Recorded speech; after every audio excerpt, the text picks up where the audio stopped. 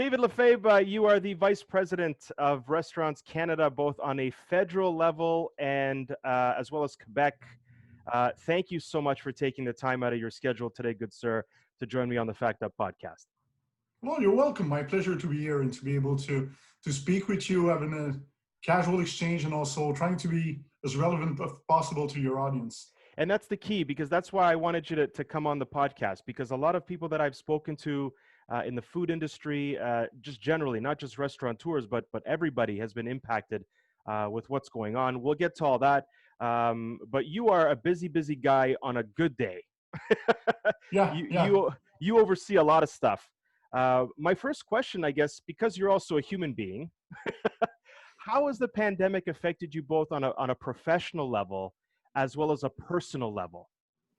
Yeah, I'd say the professional level, it's been a challenge, but probably not as challenging as other people, because I've been in the setup of home office, working from home for the last 6 years. So my previous job and my current job as Vice President of Restaurants Canada, I have my own home office in Gatineau, right across the river from Ottawa, pretty well set up. I would say the main difference has been the number of hours and the sheer volume of different files working on, both covering Federal and Quebec. This has been a much higher work volume than usual, especially during the first 6 weeks of the pandemic. So I would say mid-March until early May. And of course, cutting the travel. I used to work, my regular corridor is between Ottawa and Quebec City, with Toronto and elsewhere once in a while. That's been definitely off. I think I've been to Quebec City twice, Montreal twice only in the last 3 months. So that's been a difference professionally. Personally, not that much difference. I mean, my wife's in another city. She's in Quebec City, and now she's in Toronto for work and those kind of things. So the setup was not that different. But of course, having to do the 14 days before we saw each other again and those kind of things made it interesting. So I'm part of this grand experiment, like everybody is. So I guess both professionally and personally, it's been interesting times. No doubt, and a lot of people could share that sentiment for sure. In April, you gave an interview for vacay.ca, and you said, quote, "It's going to be carnage, and there's going to be tons and tons of pain." As we enter the summertime now, it's June, now entering close to July and August, is the restaurant industry as a whole worse, bad, not as, has it rebounded? How do you see the restaurant industry now as we head into the summer months? Yeah, the difference I would say compared to April when this interview was given is that, well, the carnage is still out there, and we've been able to really witness it with our own eyes, especially for some segment of the market. I would say independent family restaurants, that don't own their building, have a rent and something like that. It's really been a carnage in terms, like 1 in 10 by then said that they will not reopen. Lock was on the door, and those have not reopened, and they don't plan to reopen, even though governments have come out with some kind of reopening procedures. So I would say we've been able to kind of, unfortunately, verify this statement. But there's a whole other bunch of the industry that has been able to run. Whether it's on, especially in the quick service sector, with the delivery, with the takeout and those kind of operation, the takeout Wednesdays that we've worked on, it's helped quite a little bit of business. And then there's a big chunk in between. People that used to say to us, maybe 18-20% of the restaurants, we're not sure. We think it's going to be pretty hard. But if the right conditions are there, we can reopen soon enough. It's going to be worth a fight. It's going to be worth, staying in it for the long run. And this is exactly the market segment that we've been especially working hard to make sure that our work, both government affairs wise, but also market wise, could make a difference, because a lot of those restaurants are part of the communities, whether it's in Toronto or elsewhere, and looking to be part of the relaunch of the economy. So I would say the biggest challenge right now is especially for them to make sure that whatever is put out in there can make a difference. It's been hit and miss. Some things that government and public officials have decided is making it better for them. Some things are a little bit too long in the waiting, so it could be detrimental to some of their operations. To kind of get listeners and viewers understanding exactly what Restaurants Canada does. What role does Restaurants Canada play in the life of a restaurant? Like, what support do you offer? Has that role changed, expanded, evolved during this challenging time? Yeah, that's a good question because doing government affairs, I'm really focused on this part of the business because this is my role at Restaurants Canada. But I've been new to the food service business. I've been at Restaurants Canada for 3.5 years. Don't come from the food service sector. So from day one in the job, I always got an interest into the other sectors of the association, whether it's membership, event organization, sponsorship, and those kind of things. So Restaurants Canada, of course, we represent the industry in front of government, trying to prevent bad things and trying to get more of the good things. So I would say we just done the same during the crisis, but more and more and more because there's more government interventions. And the other things that we do is really membership support with some member programs, whether it's around insurance, other things, advertising and those kind of things. So it's been changing in the association because you have businesses that are down, not opening and those kind of things. So of course they need less of those services. But the networking part has also been important. Sometimes we're kind of the bridge between the members and the suppliers. And definitely moving into the reopening part, some of my colleagues have done a tremendous job in working with the suppliers to ensure that the proper conditions can be there in the industry. Restaurants Canada also 100% owns Group X, which is an independent restaurant delivery service and supplier. Unfortunately, independents have been down for a lot of months, so it's been a hard time also at the association level, but nothing compared to some of what our members had to experience in the field. Talk to me about the Rapid Recovery Series. Explain how that works and how that would kind of benefit various restaurants across the country. Yeah, so this is also another arm that we have at Restaurants Canada. We kind of own what we call our media property. So can be Menu Magazine, can be Bite, can be RC Insider that some part of your audience might have grown accustomed to. But we also pride ourselves in doing webinars, market opportunities, and those kind of things especially for members. But in this case, since the start of the pandemic, we've opened this completely to the whole food service community. Because, it's not the time to say, oh, you're a member, you're not a member, let's do this, let's do that. It's time, we say we represent the industry, really an opportunity to do it. So this Rapid Recovery Series is an opportunity to showcase and engage discussion with operators to help them as the economy is reopening and as food service is reopening in various sectors of the country. What can help you? What are going to be the challenges reopening from a logistics point of view, from a labor hiring point of view, from a government opportunity point of view? What grants can be available, and what can you do to make sure your place is safe and to build consumer? So that series is kind of about bringing you back to business and what our association can do to help. And how can restaurants that haven't worked with you before, how do they access that? What information do you need from them? How do they get in touch with you? How do they get involved with all that? Yeah, the website is a nice portal to get information. I would say our website has gotten much better during the course of this pandemic because we used it more as a transactional site in order to be able to share and also collect information. So restaurantwithanScanada.org, if I can do a little advertising. Of course. Yep. Could be a good place where people can go. If they want to connect, they can also find phone numbers and specific emails about some staff and membership or advertising that they can connect to. And once in a while, when there's some webinars, some presentations or activities like that, everything will be on the website and they will be able to register. Most of which, if not all that we've done since the start of the pandemic has been free. And we've also had some provincial and regional presentations that can be useful. So I would say the website is a good place to engage right now. And also further down the crisis, of course, if people want to become members, associate members, there's different possibilities that can expand their engagement with and within Restaurants Canada. Right. That's good news. That's great news. What role do you play in Restaurants Canada kind of in general when it comes to reinforcing the peace of mind for customers who walk into a restaurant or who are buying wholesale or whatever the case may be that involves food on the customer side? What role do you play and Restaurants Canada play in general? Well, we have a few different roles.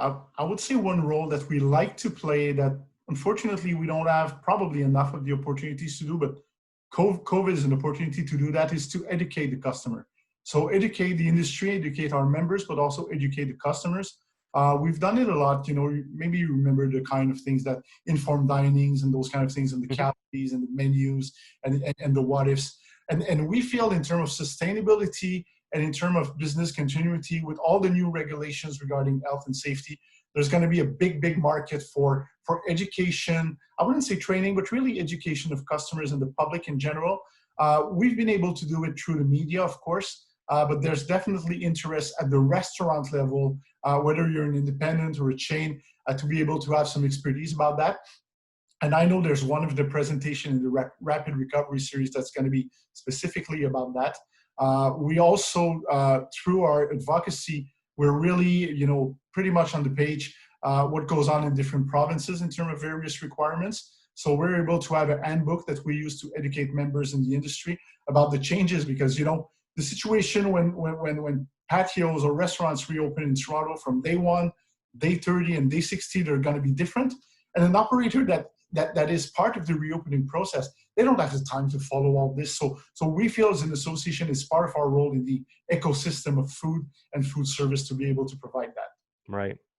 Because there's been so many people that, let's say the mom and pop shop that's been family owned and it's 45, 50 years old, and they've never had to go through a pandemic. They've gone through hard times, but they have never had to go through a pandemic. I'm sure it's a giant learning curve, I would think, on your end and on their end, as an example, to market safety. Is that a fair statement? To market the evolution of how to stay safe on the proprietor side and on the customer side? Yeah, and I would say the two best arguments that we have on this is, first, even before the crisis, restaurants are one of the most watched for and regulated industry in terms of safety. So usually, depending on the province, you have kind of a double whammy of inspectors. You have inspectors for food safety, are your fridge cold enough? Are your freezers cold enough? And those kind of things. And you also have another set of inspectors that deal with everything that deals with worker safety, labor, and those kind of things. Oftentimes, you will also have the municipality or the city that you're in that will look after your establishment, your building, is it safe, the entrance, or those kind of things. So it's not new that the industry needs to deal with health and safety. I think when you deal with food, you deal with it, and especially in the food service, because you transform it, you serve it, you have drinks and those kind of things. So I would say this is not new to the industry. What is new is that it is in a context where health and safety is in everybody's mind. So you need to be sure to be able to showcase it, to maybe put forward the good things that you do, and also to make sure that you respect the rules and regulations, because there's going to be, of course, more stringent inspections for good reasons, because everybody needs to be safer. But just to say, we're an industry that's kind of used to it, and our other good arguments is that over the last 12 weeks, there have been no major or even minor outbreak related to food service establishments, whether it's delivery, take home, and those kind of things. The establishment in the country, and I won't name it, that had the most cases in the same place is 2 cases at the same place. Mm-hmm. So nobody got sick. Nobody got sick because of COVID, because of food service. And that's what we say to everybody. We say, well, you put your trust in us to be safe during those 12 weeks. Well, we just want to continue to earn that trust and to be part of the solution to the COVID outbreak, not to be a problem. Yeah, and I understand what you mean, and it's totally valid, and it's that's fantastic. I guess that's on a national level and on a local level and on municipal level. Does the marketing include promoting the safety of our collective food scene on an international level for visitors who are coming into the country, into particular cities? For example, when the borders start opening up and Americans start coming north, is there a particular campaign that's directed towards Americans to ensure peace of mind and safety in the food industry in Canada? That's an interesting part, because like I often say, there's only 3 things that everybody that travels need. So whether you travel abroad or you travel domestic, it's the same. Everybody needs transportation, of course, because that's kind of the essence of travel. You need to move. Okay, that's the first thing. So the travel sector, whether it's airlines, trains, cars, whatever, they have their own challenge in terms of the COVID. The second thing everybody does is they sleep somewhere. They can sleep in a park, they can sleep in a hotel, they can sleep Airbnb, they can do whatever they want, but everybody sleeps. And the third one, and accommodations and hotels have their own challenges. And the third one is everybody eats. Whether you cook your own food, whether you buy takeout, whether you go to restaurants, everybody eats. And we feel that of the three sectors, so transportation, accommodation, and food service, as much as tourism will be slow to come back, food service will be the first one to go because of the domestic demand. So we feel that we're going to be able to have an edge in terms of preparing ourselves, reopening, and be safe. And I would say it's really in the mind, especially of the federal authorities, to make sure that Canada can be advertised as a safe place, and food service and food supply is part of that. So I would say I'm pretty confident that we're going to be able to do that, or at least this element to be neutral, that the perception of Canada will not be that this is a problematic place to go out and eat. But the safety of the country will be dependent on a whole set of factors, including, of course, being able to continue to flatten the curve, tame the beast, lower the number of cases and people in ICU, and be able to reopen the border and make it as safely as possible. Right. Yeah. It's a giant task, and I don't envy it. Yeah. No, it's a giant task, and we don't think government is the only one that has a part to play. We don't think industry is the only one that has a part to play, nor customers.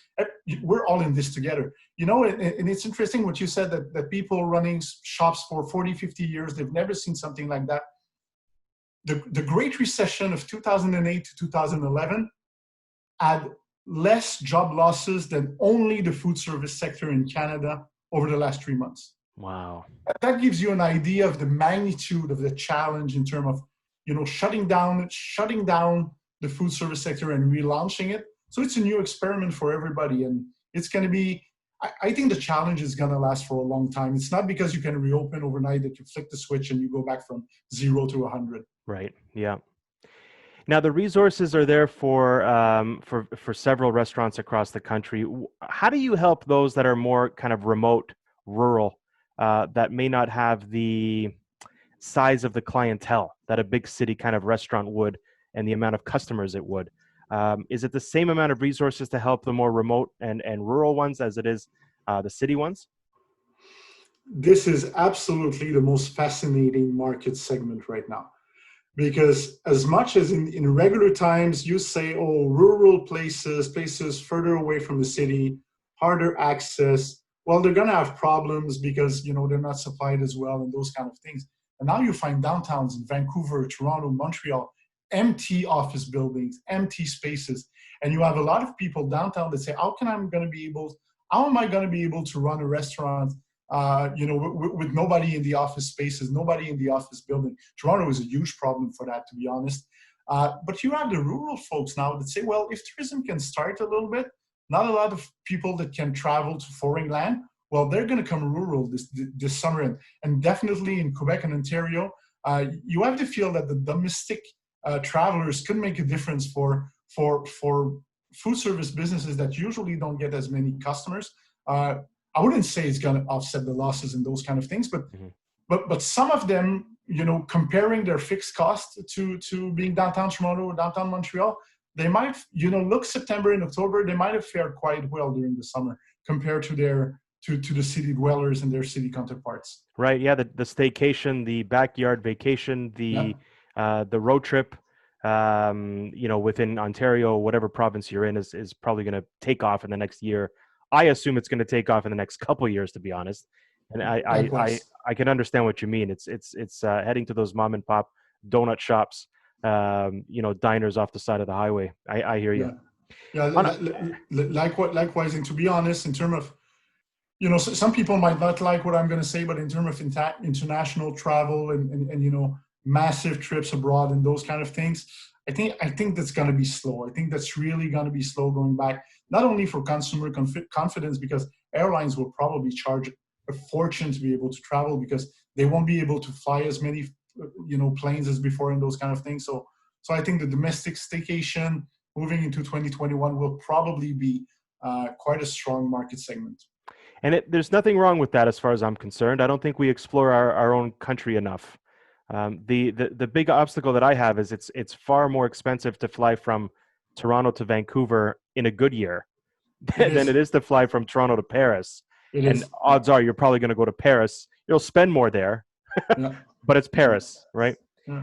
On a personal note, the numbers, as you know, you're on the front line of hearing the numbers in the restaurant industry over the past 3, 4, 5 months, even. Is there a number that completely deflated you? Is there, it's hundreds of thousands of people out of work. Restaurants have closed. Restaurants will close. Restaurants have pivoted. Is there a number? Is there a situation that completely deflated you? And on the flip side, is there something that's been encouraging you? Yeah, I'd say the number that really hit me like if a rock had just fallen in my head was not a sheer number. It's when I heard that the 800,000 people had either lost their job in food service or there were no longer any hours for them to work. Understanding that this meant 2/3 of the workers in the industry. So the 800,000 is quite a big number, but just to see it percentage wise, oh, okay, now 2 out of 3 of everything in the industry is down.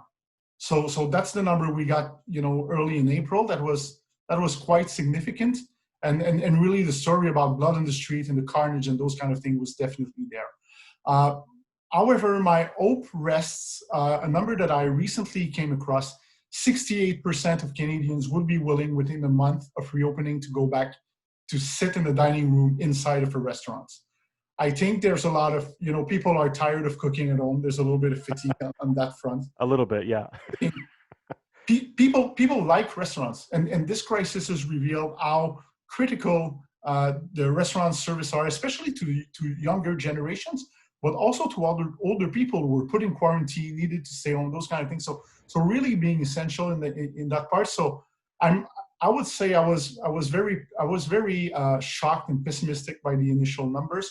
But when you start to see what Canadian thinks of the industry and what they want to do themselves, I would say this is where the optimistic part in me comes out. The other number that I really like is when you see when you compare Canada to other countries in terms of consumer confidence. Canadian numbers are quite much better than US and Europe right now. Asia is a different ballgame because you feel that they've had pandemics a few months before. But Canada, I would say, among the G7 countries or the OECD country, fares pretty well in terms of consumer confidence. Right. Yeah.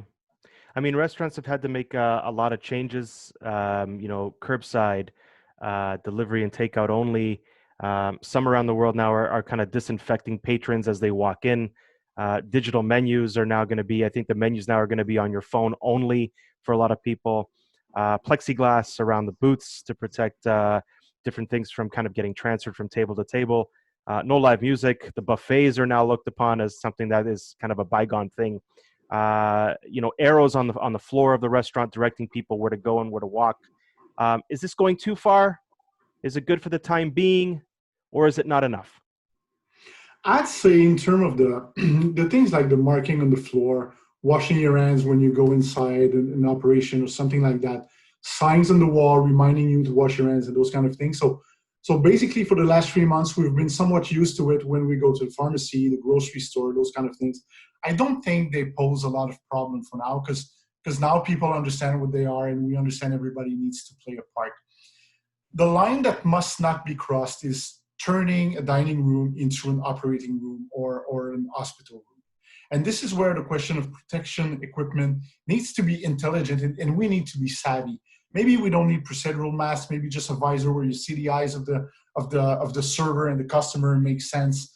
Plexiglass, watch out for that because day 1, day 30, day 60 of reopening, it's not going to be the same rules. It's not going to be everything everywhere. You see Alberta going from 50% capacity to reopening to more capacity. So I've spoken to quite a lot of members that, well, we're going to put money into that, but maybe not as much as we thought before. And it's going to be important from an association perspective that members do the things right so there's no major outbreak in food service. So it can help us advocate for more lenient and more reasonable measures. So far, the reopening process in provinces that have allowed it, it's not been crazy. It's not like you go to an operating room, something like that. it's a grand experiment, it's a new normal and something like that. But everybody understands those are transition measures, and that we need to, we need to keep working with our head here and to make sure it's good. So far, I wouldn't say it goes too far. But if we have the same requirements in 3 months, I would say, well, maybe then we go a little bit too far. Right. But short term, it's part of building back the consumer confidence, bringing people in, and making sure everybody's safe. Yeah, there's a lot of restaurants that I'm sure that you've been to as well around the world, even Canada, that the atmosphere, the energy in the room is based on a lot of people, right? Yeah. It's not so much spaced out like a fast food kind of BK or McDonald's, but because you've assembled all these people together, now it becomes a family room, but in a public restaurant, right? No, you're right. You're absolutely I right. really sincerely hope we get back to that point. But how long do you think it's going to take before restaurants confidently say, I'm going to put the same amount of tables, the same amount of people in my space? I'm not asking you to predict the future here, David, but gut feeling, what do you think? 3 years, 2 years? Does it ever go back? Yeah, I'm still on the web trying to find a good crystal ball. I've been looking for one for the last 3 months. Yeah. I would say, not trying to evade the question, but evading it a little bit. I would say it's going to work in tandem with public health authorities and their capacity to also adapt the regulations to what a restaurant can afford financially and also can afford in terms of consumer confidence. I think the best case scenario is that restaurants reopen in the province, there's no additional cases, and now the demand is for more people to be able to go in restaurants. So public health authorities, in conjunction with the industry, need to readjust the thing. Alberta is doing it pretty quickly.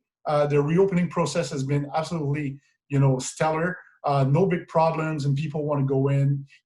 They think about even starting back, not the buffet per se, but some kind of self-serving stations. Mm-hmm. Looking forward also to the two larger provinces, namely Quebec and Ontario, to see how it goes there. Because I feel Quebec and Ontario with the most COVID cases in the country.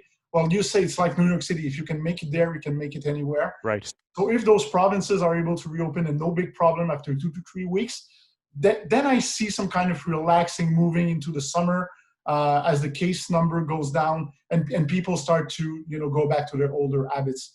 So right. I would say short, medium term, somewhat an improvement over the next few months after reopening. But going back to a full normal, it's going to depend on provinces. But I'd say in the downtowns, that's going to take some time. That's going to take more than the summer. You need a balancing beam, not a crystal ball. Right? Well, yeah, that's good. And I could juggle with the crystal balls and the balancing beam, I guess. Right. On a lighter note, I'm going to give you 10 questions. They're rapid fire questions, okay? Mm-hmm. And they're somewhat personal. It's very real. It's very unrehearsed, okay? Okay, good. Dead or alive, David, who would you love to have a meal with? Who do you want sitting next to you at a table? Winston Churchill. Oh, wow. Is there a reason for that? Well, I'd like to ask him how he did it to convince the British Parliament to go to war. Oh, wow. What's your most memorable meal? Metairie, Louisiana, 2 years ago with my wife. I had a friend who used to be director at Restaurants Canada. 12 service course, typical Louisiana food. That was incredible. Wow. Chocolate or vanilla? Oh, that's going to be chocolate. You're on a road trip, David. What are you packing for snacks? Beef jerky, I like that. Almonds, some fruits. And I like to stop in little restaurants, so I don't pack that many snacks. Right. Montreal bagel, pea meal bacon sandwich, or an Alberta steak? Well, being from Montreal, it's going to be hard for me not to say Montreal bagels. I went to Montreal, last few days, ate a few. Montreal bagels, yeah, definitely. Alberta steak is quite good, but I'm going to stick with my own town favorite. I don't think you'd be able to be allowed back into Quebec if you didn't answer Montreal bagel, my friend. You've had a long day, nothing's gone right. You get home, what meal do you eat to make yourself feel better? That's a good question. Well, honestly, what I do often is dumplings. Just throw dumplings with some vegetable in the steamer and just do myself some kind of Asian sauce. Okay, well, you've had a long day and nothing's gone right. What do you drink at the end of the day to make you feel better? It's got to be sparkling water, diet ginger ale, something like that. I'm not much of an alcohol drinker. Okay, that's fair. Cake or pie? What do you say? Cake or pie? Oh, that's a good one. That's a good one. I'll go with a cake. I'll go with a Cake. cake. Yeah. Any Pie is a specific close one? second. Hey? Any specific cake? Oh, chocolate. Chocolate No. cake, whatever you want to have it. Right. Chocolate would be good. Most disgusting meal you've eaten? Most disgusting meal. Haggis in Scotland.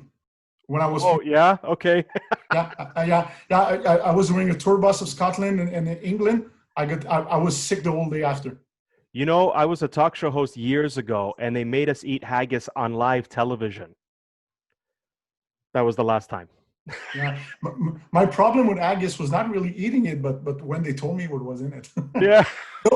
No disrespect to Canadians of Scottish descent, because Not at all. very great meals there, but the haggis was one too much for me. It's an acquired taste.